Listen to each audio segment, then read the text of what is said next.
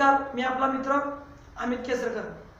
सर्व मुलांना आणि मुलींना सूचना आहे, जे कोणी 100% क्वालिफाय झालेले आहेत, म्हणजे विद्यार्थी क्वालिफाय झाले, ते सर्वांना शुभेच्छा आहेतच। परंतु आता फिजिकलच्या अगोदर अनेक विद्यार्थी मला मेसेज केला आहे, सर आमचं डॉक्युमेंट, आमचं फिजिकल आणि आमचं वजन याच्यामध्ये काय काय असणार आहे, मेडिकल होईल काय, तर सगळी माहिती मी तुम्हाला सांगणार आहे। तर व्हिडिओ शेवटपर्यंत बघा, जेणेकरून तुम्हाला समजून जाईल की तुमचं काय काय फिजिकलच्या अगोदर होणार आहे, फिजिकल नंतर काय होणार आहे। तर सुरुवात करतोय मित्रांनो, पहिला फिजिकल। आता जे 54% प्लस, म्हणजे 45% प्लस जे 54 मार्कवाले आहेत, ते सगळे पात्र आहेत काय, तर मित्रांनो तुम्हाला 1 ते 2 दिवसामध्ये तुम्हाला समजून जाईल। आणि त्याच्यानंतर ज्यांचं ॲडमिट कार्ड इश्यू होईल त्यांनाच फिजिकलला बोलवण्यात येईल, हे तर व्यवस्थित समजूनच घ्या। त्याच्यानंतर तुमचं फिजिकल 17 तारखेला होईलच काय।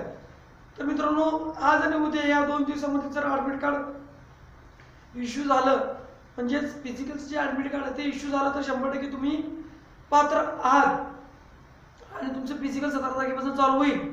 परंतु आता समजा या 2-3 दिवसामध्ये जर ॲडमिट कार्ड नाही आलं, तर तुमचं फिजिकल पुढे जाण्याची दाट शक्यता आहे। हा विषय झाला फिजिकलचा। फिजिकलच्या अगोदर काय होणार आहे मित्रांनो, तर फिजिकलच्या अगोदर तुमचं डॉक्युमेंट व्हेरिफिकेशन होणार आहे, तुमचं ओरिजिनल सर्टिफिकेट तुमचं चेक केलं जाणार आहे, त्याच्यावर तुमचं झेरॉक्स, तुमचं सेफ अटेंडेड म्हणून तुम्ही स्वतःची सही असलेली पाहिजे, त्याचं झेरॉक्स तुमच्याकडं असणं आवश्यक आहे। ते झेरॉक्स त्यांच्या जवळ तिने ठेवून घेतील आणि तुमचं ओरिजिनल सर्टिफिकेट तुम्हाला परत करतील। आणि ओरिजिनल सर्टिफिकेट परत केल्यानंतर तुमचं पुढचं प्रोसेस काय असणार आहे, तर मित्रांनो तुमच्याकडे अर्ज लिहून घेतला जाईल। त्या अर्जावर असं असेल फिजिकलच्या अगोदर की तुम्ही स्वतः स्वइच्छेनं 5 किलोमीटर किंवा पुरींसाठी 3 किलोमीटर असेल, हे स्वतःच्या इच्छेने आपण त्या ठिकाणी सहभागी होत आहोत। आणि ते सहभागी होत असताना त्याच्या खाली 1 महिना लिहिलेला असतो, रनिंग करत असताना किंवा फिजिकल होत असताना काही दुखापत झाली अथवा दगावला, तर स्वतःची जबाबदारी असं 1 महिना असेल। म्हणजे तुम्ही समजू शकता मित्रांनो की जे विद्यार्थी फिजिकलला जाणार आहेत त्या विद्यार्थ्यांना स्वतःच्या जबाबदारीवर रनिंग करायची आहे। 5 किलोमीटर असेल किंवा मुलींचं 3 किलोमीटर असेल, त्या ठिकाणी तुम्हाला काही त्रास झाला किंवा तुम्हाला काही प्रॉब्लेम झाला, तर त्याची जबाबदारी वनरक्षक घेणार नाही किंवा महाराष्ट्र सरकार घेणार नाही।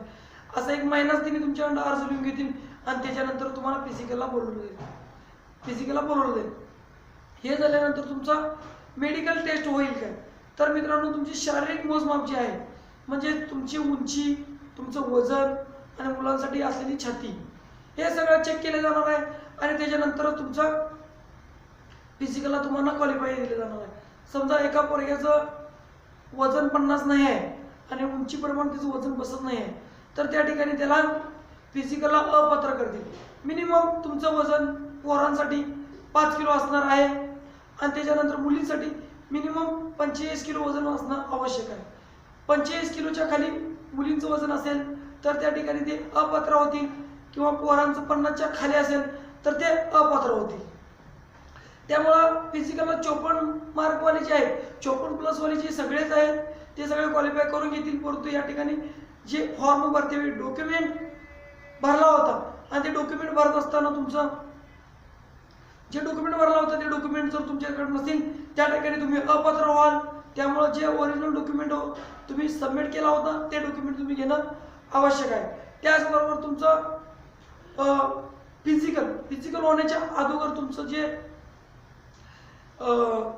छाती असेल किंवा शरीराची मोजमाप असेल, त्याच्यामध्ये जर तुम्ही क्वालिफाय होण्याच्या अगोदर तुम्ही डिस्क्वालिफाय झालात, तर त्या ठिकाणी तुम्हाला बाद करण्यात येईल आणि त्या ठिकाणी तुम्हाला फिजिकल देता येणार नाही। म्हणजेच काय, तर 50 किलोच्या खाली वजन असेल तर तुम्ही अपात्र आहात, किंवा तुमची उंचीप्रमाणे तुमचं वजन नाही असेल तर तुम्ही त्या ठिकाणी अपात्र व्हाल।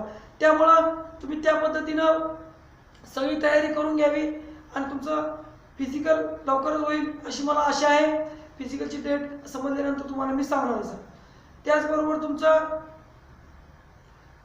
मेरिट टोटल मिनिट किती जाणार आहे हे मी तुम्हाला नेक्स्ट व्हिडिओमध्ये सांगणार आहे. माझा हा व्हिडिओ कसा वाटला हे सांगण्यासाठी मला लाईक करा, शेअर करा आणि कमेंट करत चला. आणि माझ्या चॅनलवर 100% तुम्ही नवीन असाल, माझ्या चॅनलवर तुम्ही हा पहिलाच व्हिडिओ बघत असाल तर सबस्क्राईब करायला विसरू नका. सबस्क्राईब करा जेणेकरून माझे नवीन नवीन व्हिडिओ तुम्हाला भेटून जातील. त्याचबरोबर मला काही माझ्याबरोबर काही संवाद साधायचा असेल किंवा काय बोलायचं असेल तर माझी इंस्टाग्राम आय डी आहे केसरकर96. या इंस्टाग्राम आय डीवर जाऊन तुम्ही मला फॉलो करून मेसेज करा. त्या ठिकाणी मी सर्वांना रिप्लाय देण्याचा प्रयत्न करत असतो. जय हिंद, जय महाराष्ट्र.